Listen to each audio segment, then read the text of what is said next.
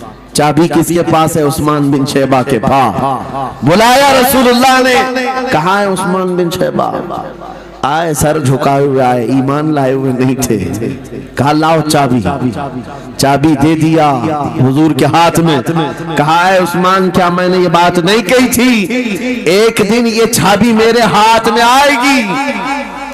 वो सर नहीं उठा सके, सर झुकाए खड़े रहे। मेरे आका ने अपने हाथों से चाबी खोला, खाने काबा का दरवाजा खोला और वहां से सारे शिर्क को, कुफ्र की आलाइशों को पाक किया। फिर उसके बाद चाबी बंद करके, अब सुनो, मेरे आका बाहर आए और फरमाया, आज मैं ये चाबी ऐसे आदमी के हाथ में दूंगा जिससे कयामत तक कोई छीन नहीं सकेगा। क्या बात है, सुभान। कितना बड़ा फरमान है मेरे आका का। सुभान। हुजूर ने जब ये फरमाया तो जो बड़े बड़े सहाबा थे उनके दिलों में ख्वाहिश थी, काश चाबी हमें मिल जाए, हमारे खानदान में चलती रहे। वहां सिद्दीक अकबर भी हैं, फारूक आजम भी हैं, उस्मान इब्न अफ़्फ़ान भी हैं, हैदर कर्रार भी हैं, रिदवानुल्लाहि अलैहि मजमाईन। सब सहाबा के दिल में ख्वाहिश थी ये चाबी हमें मिल जाए। मेरे आका सल्लल्लाहु अलैहि वसल्लम ने सबकी तरफ देखा और फिर आयत पढ़ी, इन्नल्लाह यअमुरुकुम अन तुअद्दुल अमानाति इला अहलिहा। बेशक अल्लाह तुम्हें हुक्म देता है अमानत उसके अहल के सुपुर्द कर दो। ये आयत पढ़ करके मेरे आका फिर उन्हीं शख्स को बुलाते हैं जिनके पास पहले से चाबी थी। उस्मान बिन शैबा, करीब आओ, करीब आओ। वो कहते हैं मेरी तो हालत गैर थी, आज तो मैं मुजरिम बनकर के आया था, कैदी बनकर के आया था, मुझे तो आज मारा जाना था, ईमान लाए हुए नहीं थे। हुजूर ने कहा ये चाबी वापस मैं तुमको ही देता हूँ और सुबह कयामत तक ये तुम्हारे खानदान में रहेगी। सुभान अल्लाह। इतना कहना था। उस्मान बिन शैबा ने पुकार कर कहा, ला इलाहा इल्लल्लाह मुहम्मदुर रसूलुल्लाह। क्या बात है, सुभान। मेरे अजीजों, आज भी जाकर देख लेना, दसियों बादशाह आए होंगे, सैकड़ों हुकूमतें बदल गई होंगी, खाने काबा की चाबी आज भी उस्मान बिन शैबा के खानदान में ही मौजूद थी। वो सहाबी रसूल। मैं ये हदीस इसलिए आपके सामने अर्ज किया, तुम उस रसूल के उम्मती हो, उस रसूल के उम्मती हो जिन्हें एक बार ललकार करके चैलेंज कर दिया गया था कि काबा की चाबी नहीं देंगे। मेरे आका सल्लल्लाहु अलैहि वसल्लम ने अपने जलाल और जमाल के संगम के साथ ऐलान फरमाया था ये चाबी मेरे हाथ में होगी। आज उस हबीब कायनात रसूल कायनात सल्लल्लाहु अलैहि वसल्लम की उम्मत को मैं ये हदीस सुना करके अर्ज कर रहा हूँ, हालात अगर मक्का जैसे आ गए तो नर्वस मत हो जाना, हमारा घर लुट जाएगा, हमारी चाबियां चली जाएंगी, हमारे कुवाड़ दरवाजे बंद हो जाएंगे। उस नबी को याद करना, आका आपका उम्मती अगर बेघर किया जा रहा है, आपकी तरफ से मदद आ जाए और आएगी, मेरा यकीन है मदीने से आवाज आएगी। आज ये जालिम कुत्ते अगर तुम्हारा दरवाजा बंद करते हैं, इंतजार करो, इंतजार करो, कुछ देर की खामोशी है, फिर शोर आएगा। आज कुत्तों का वक्त है, कल हमारा दौर आएगा। नारे तकबीर, नारे रिसालत, अज़मते रसूल, शाने रसूल, फैज़ाने औलिया इकराम, फैज़ाने आशिक़े रसूल।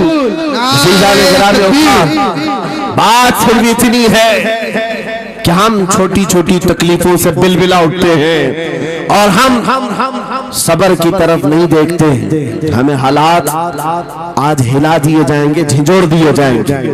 कुरान पाक में रब ताला फरमाता है, अम हसिबतुम अन तदखुलुल जन्नह वलम्मा यातिकुम मसलुल लज़ीना खलौ मिन क़ब्लिकुम मस्सतहुमुल बअसाउ वद्दर्राउ वज़ुलज़िलू हत्ता यक़ूलर रसूलु वल्लज़ीना आमनू मअहु मता नस्रुल्लाह अला इन्न नस्रल्लाहि क़रीब।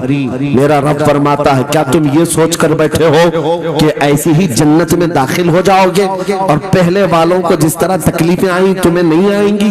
उनको हिला दिया गया था, यहाँ तक कि रसूल ने भी और उनके साथ ईमान वालों ने भी ये कह दिया, ये कहने लग गए अल्लाह की मदद कब आएगी? आगाह हो जाओ, अल्लाह की मदद बहुत करीब है। कुरान की आयत है। तुम अगर ये गुमान करके बैठे हो कि यूं ही जन्नत में चले जाए, हाँ यूं ही हम सारी मंजिलें तय कर लेंगे, जिसका जितना ईमान होगा उतना वो आजमाया जाएगा।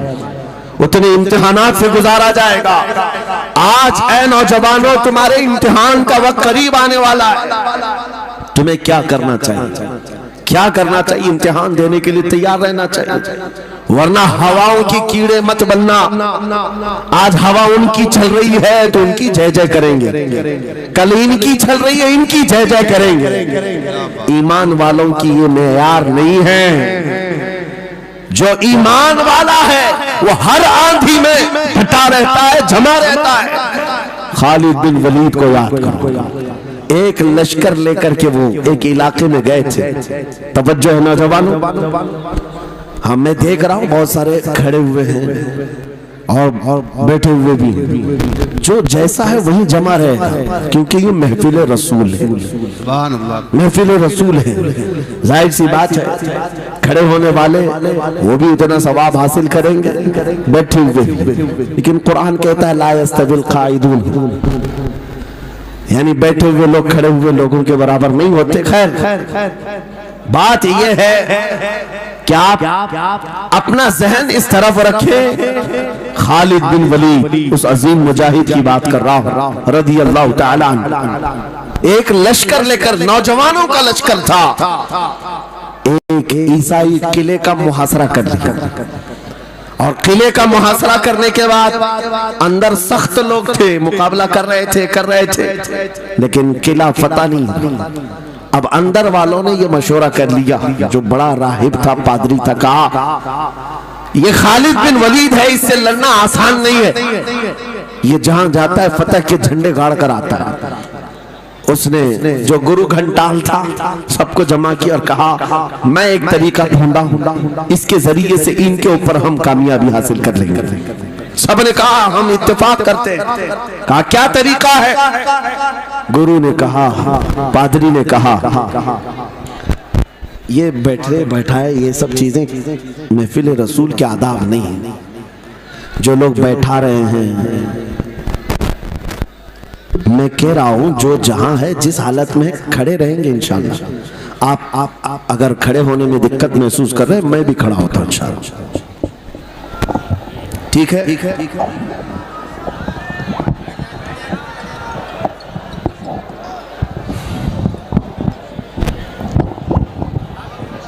सुभान अल्लाह।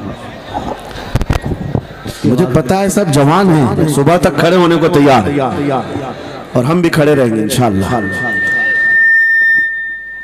अब ठीक है, अब कोई किसी को बिठाए भी नहीं, कोई किसी को खड़ा भी ना करे। दुरूद पाक पढ़ लीजिए एक बार।